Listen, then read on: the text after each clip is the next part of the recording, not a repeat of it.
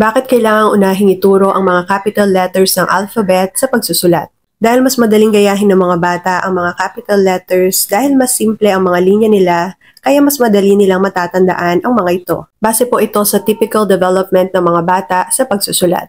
Sa edad na 2 years old, kaya na nilang gayahin ang vertical line. 2.5 years old naman nila magagaya ang mga horizontal lines. Ito po ang dahilan kaya mas madali nilang may susulat ang mga letters na may vertical lines at horizontal lines. Magagaya naman po nila ang circle sa edad na 3 years old.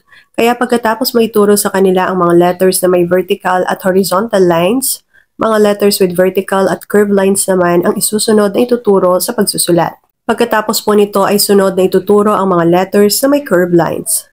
Sa edad na 4.5 years old naman po nila magagaya ang mga diagonal lines at 4.11 years old naman nila magagawa ang X, kaya pwede nang ituro sa kanila ang mga letters na may diagonal lines.